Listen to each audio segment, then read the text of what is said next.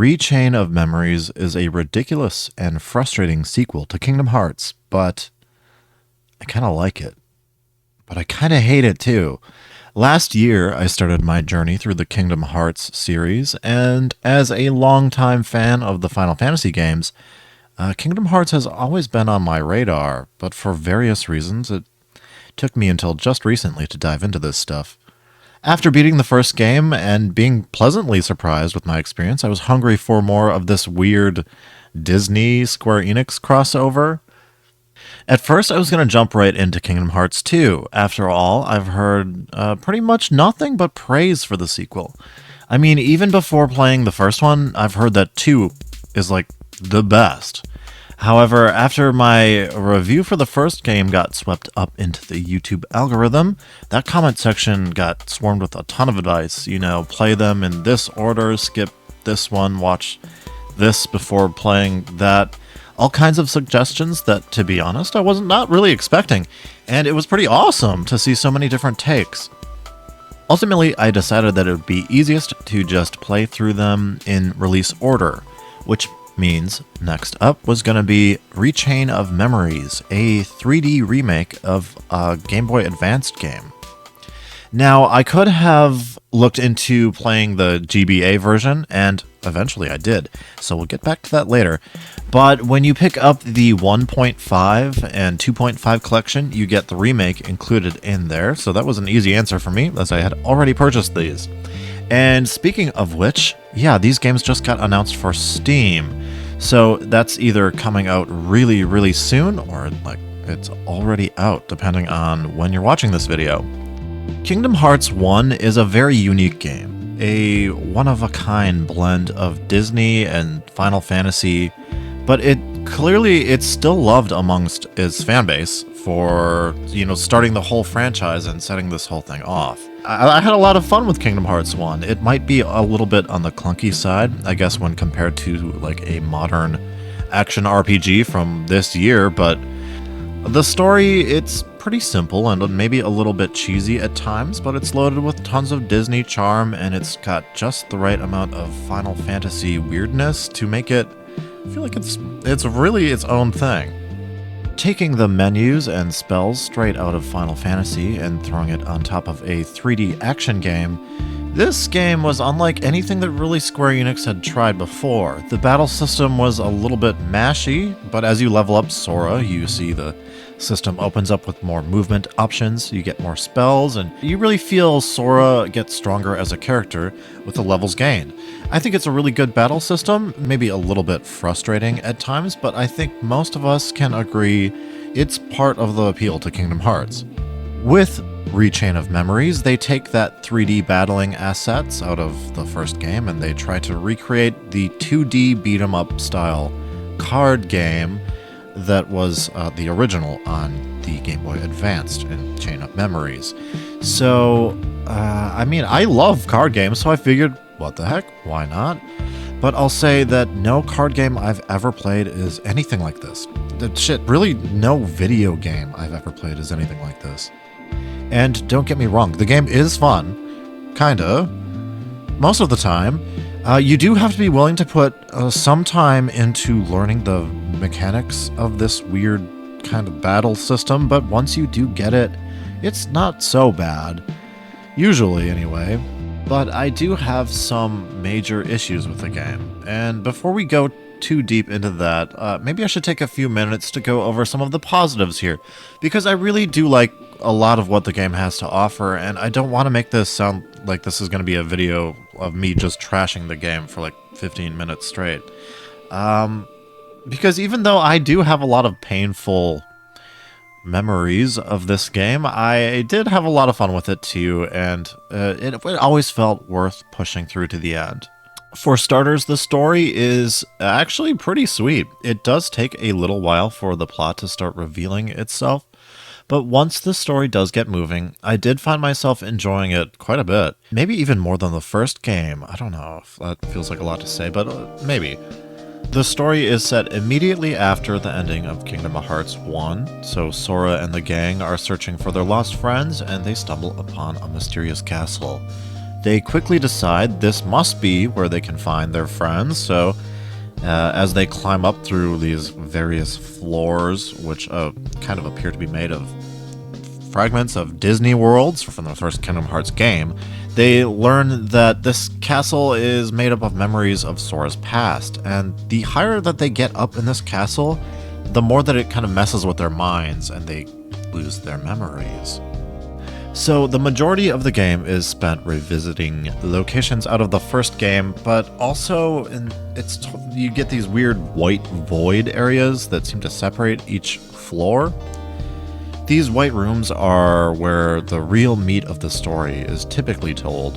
Sora will stumble upon various members of the new mysterious Organization 13 who are scheming something around Sora and our new sad girl protagonist, Naminé. Well, she's not exactly the protagonist here, but she does play an essential part in the story that's being told, and discovering the mystery behind Naminé is the central goal. And I have to say, by the end, it does have a pretty good payoff.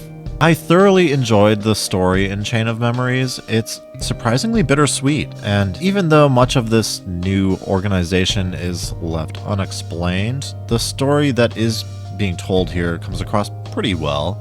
It's a bit confusing early on, as you're introduced to a lot of characters, but it's kind of the same as the first game, where they slowly drip information at you until the big reveals kind of come towards the very end. As you progress through the floors of the castle, you'll be introduced to a whole bunch of these new members of the organization. And for the most part, I think they're unique and have a lot of personality, despite you not really learning a whole lot about what they're actually up to. And Axel was for sure a highlight, and unlike the other guys, you're not really quite sure whose side he's working for, or if he's going rogue or something like that. And the villains like Vexen and Marluxia were pretty fun to take on, even if slightly one-dimensional antagonists. Well, in the story, that is. To call the actual boss fights fun? Well, I'm not so sure about that. One last check mark for the positives, and this shouldn't really be surprising at all, but the soundtrack in this game is right on par with the first game. While a lot of these songs are throwbacks to Kingdom Hearts 1, there are a couple of new tracks that really stood out to me. I loved Riku's new boss battle theme, and this new song for Twilight Town. I think it's a new one anyway. This track is one of my new favorite JRPG town themes, even though they barely explained anything going on with Twilight Town. I don't know what's going on there yet. While I was streaming the game, this track really reminded me of something from like a Nobuo Uematsu, but I couldn't really place my finger on it. After some thought, I got it. It reminded me of the theme from Village of Dali from Final Fantasy IX. It's got that like peaceful and pretty melody with just the slightest bit of somber mystery. They've both just got the same kind of vibe, and I don't know, these songs, these hit so hard. Lazy Afternoons is the name of the Kingdom Hearts one. I don't know, this shit is just magical sounding to my ears. Okay, so I am going to keep it real here. With the story and the characters and all of that out of the way, we've got to talk more about the gameplay, and that's where things get a little bit more sour for me. Overall, Chain of Memories was an incredibly annoying experience. Yes, there is a lot of rewarding moments in there as well, but from the gameplay aspect alone, I think I have a hard time recommending this game. That's not to say that no one will like it, and as a newer Kingdom Hearts fan myself, I'm glad that I did put in the time to figure out the mechanics, and it is fun to mess around with at first, but holy shit, there's some huge problems here. For starters, like, the level design is unique, and it's even pretty cool when you begin the game. You unlock rooms for each of these floors by using different cards, like key cards that you obtain from enemies. And from these various different keys, they create different shaped rooms, layouts, and kind of up to you how you're going to build this layout. And on paper, I do like this concept. You can freely create these rooms to your liking. If you want to grind out some more enemies or make a small room with less challenge, you can create a save room instead. And you can even create Moogle rooms where you can shop for new cards to add to your combat deck. And you're even allowed to override these rooms if you want to build a different one on top of it. So this all works exactly as intended. And it's really fun at first, but for me, after exploring the first few rooms of each level and fighting a whole lot of really weak enemies, I'd be so ready for the game to move on to some sort of cutscene or a boss fight or anything, because those are really the only two other things that you'll be doing in this game. Outside of combat, it's just fight, fight, fight, and then you'll get a cutscene, maybe go back, grind some more fights out, open a whole bunch more rooms up, and then maybe you'll get a boss fight, and that's it. What I'm saying here is get ready to plow through a lot of rooms and a lot of Heartless. Each floor plays out kind of the same way too. Like each floor has a mid-stage cutscene, and then each map has a boss fight at the end, and there's usually a cutscene before that, and that's kind of it, outside of the various rooms you have to make connecting them. And there's usually like maybe 20, well maybe not 20, that sounds like a lot, maybe by the end game. Let's say like anywhere from like 10 to 20-ish rooms that you can open up on each map. And this shit gets very repetitive. And once you've gotten used to the combat techniques, these regular fights with the Heartless, they become so mindless and monotonous. There's no challenge in any of it, and it's boring. And this is in an extreme contrast to the boss battles, which will often require you to either cheese your way through them with like really broken strategies or just be left tearing out your hair in frustration. So of course, if you're getting a little too weak, you can always grind, right? And these mindless enemies, if you want to grind out fights for an hour or two, it helps a lot, but it is so boring. And unfortunately, at a few points in the story, I did have to like grind out some levels just to keep up with the boss fights. And I don't mind some grinding in RPGs, but in a game where like 90% of what you're doing is fighting these mindless, heartless bastards, like it's just a lot. Yes, as you unlock each world, you will be introduced to different types of enemies, but unlike Kingdom Hearts 1, they're all kind of approached the same way, as you'll likely have to build a deck around taking on these extremely challenging boss fights. So you'll probably have an extremely front-loaded deck, which you can spam your way through even most of the toughest weak enemies. So I guess with the combat, let's go over that in a little bit more detail. This is indeed a card game, but it's not like Magic or Yu-Gi-Oh! Or Pokemon or Solitaire, whatever, not any of that applies here. You will build a deck of cards, and this deck needs to be filled with attacks, magic, items. Basically any command that you want Sora to take in combat needs to be synced to a card. And your enemies, they will manage their own decks of commands as well. Against most small enemies, that doesn't really matter too much, but when you go against boss fights, you start to see what they have in their decks, and it can get really difficult. You know, strangely enough, to my surprise, there's no shuffling, though. There's no mystery to be found behind these decks. Your pre-built deck will always play out in the same exact order that you created. So what I mean by that is spamming your best moves, it's not only allowed, it's basically encouraged. So to unlock those moves, after getting some levels, you'll unlock sleights, and these will really be your key to victory. Sleights are basically a combination stack of 3 cards that, when saved and then used all at once, unleash a powerful attack or combo, sometimes it's a spell or a summon ability, and since these can all be laid out in your deck ahead of time, you'll eventually be building your deck around using as many of these 3-card combos in a row as possible, and spam them right away. Although when it comes to the boss fights, you might end up throwing in some healing cards in there, as well as these, what the game calls a 0 card. Every attack and command, including enemies, is going to be built up of cards numbered from 1 through 9. And with sleights, you can build up your max total to like 27, right? So while your instinct when fighting bosses is probably going to be like, how do I dodge their big attacks or learn their patterns? Because after all, that's definitely what Kingdom Hearts 1 teaches you. And that's definitely what any action game ever teaches you. In Chain of Memories, you just want to use a higher valued card before the attack can come out. That's where these zeros come in handy, as the zeros can break any command. It's actually a little bit counterintuitive, because like I'm saying, basically every 3D action game you've ever played has you trained on dodging attacks and rolling, and Sora can do that. But here, it's literally pointless. He shouldn't even have a dodge button. You need to focus instead on just outranking your opponent's card. And I think that's really all about there is to the combat. You'll occasionally find a boss who is strong against certain elements and stuff like that, but it usually won't even change up your strategy too much.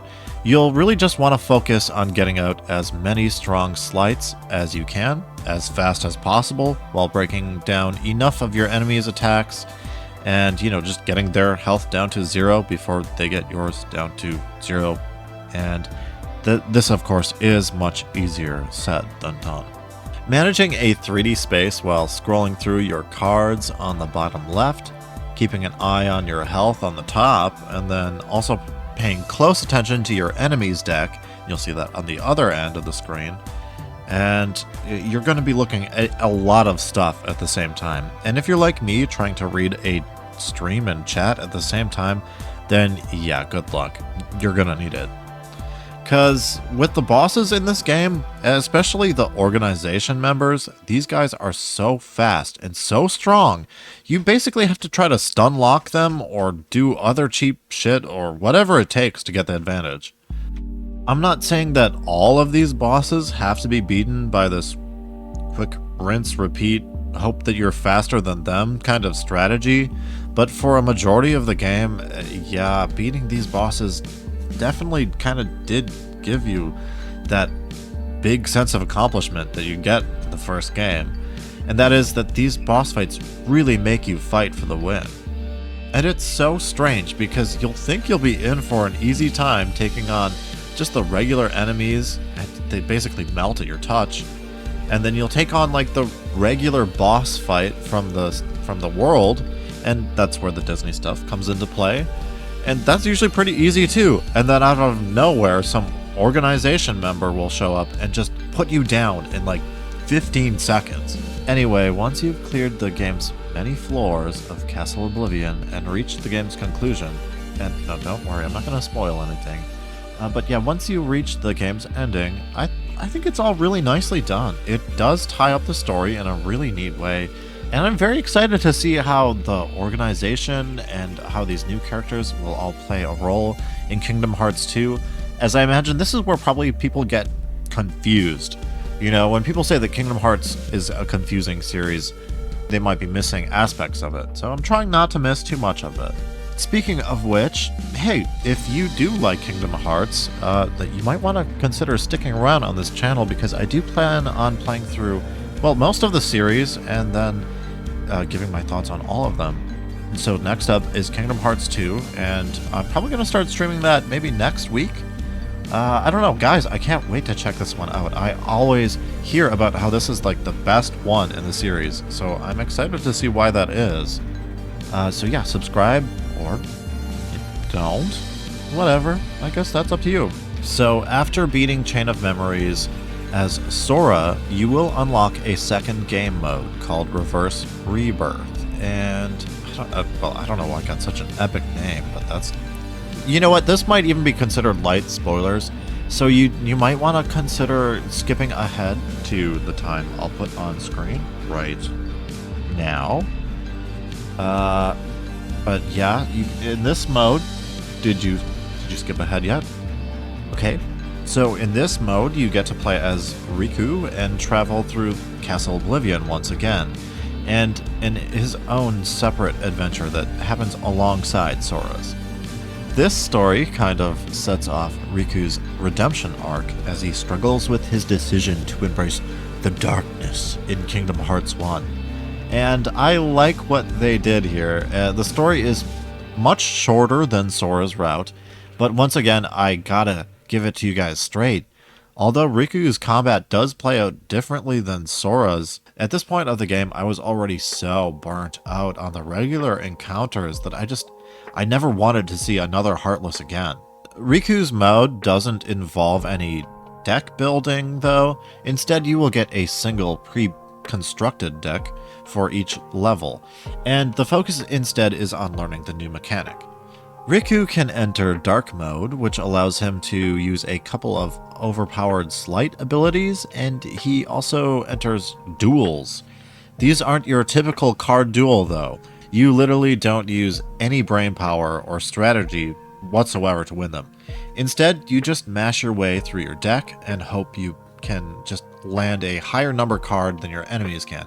And again, as long as you mash your way fast enough, you'll win it every time. It's a weird mechanic that probably doesn't quite work as intended, but I guess we'll forgive it, seeing as the entire strategy of this game until this point has been to cheese the bosses to victory, so yeah, I guess it is what it is. That's not to say that Riku doesn't have his own set of obnoxious bosses to grind through. However, I will say towards the end of his story, there were actually a few fights that changed up the formula a lot and were genuinely fun to work my way through. It's kind of strange. I've not seen the GBA equivalent of what those fights are, though. Speaking of which, I did want to touch up on the GBA version, at least a little bit. Now, I've only just gotten started with the first couple of worlds in the original Chain of Memories, but I'm honestly kind of liking this version more than the remake. Probably not enough to do an entire playthrough anytime soon, but hear me out. You do lose out on the new cutscenes, and you lose out on the voice acting. And there is a visual downgrade from 3D models to 2D sprites, but honestly, these sprites are incredibly cute. I mean, just look at Sad Goofy here. They've got various portraits to convey different emotions, and the character sprites, they look really cool too. I loved seeing the Final Fantasy 7 and 8 characters portrayed in these graphics too. The backgrounds seem a little more varied and colorful, and although these rooms, they're similar to the remake, of course, they're also smaller to navigate, so it feels like it's easier to get around in here. Unfortunately, it seems like the enemies spawn even faster than in the remake, so I think this probably would be an equally grindy experience. The battles do seem to be faster though, and the card mechanics play out a lot easier in this 2D beat 'em up kind of environment. I kind of wish I started with this version instead. Who knows? Maybe I will make a more detailed comparison video at some point. And have any of you guys played the original? I'd really be interested in hearing any thoughts about the original GBA Chain of Memories, so please let me know down below. And looking at Chain of Memories, though, as a whole, this was a weird experience. I think it's, at the very least, it's worth trying if you're into playing through all of the Kingdom Hearts story in order, or even at least just playing 1 and 2, because it should probably help bridge the games nicely, but I would not judge anybody who just decides to watch the cutscenes for this one, or even maybe try out the original GBA version. But as a game, Chain of Memories is a grindy, unbalanced, and frustrating experience that I'm not sure the average Kingdom Hearts fan would really enjoy. For me personally, I'm glad that I did stick it through, because it had just enough substance to be found there, and it had just enough challenge that it felt rewarding to push through to the very end. Just like how you should feel right now for pushing it through to the very end of this video. Bye.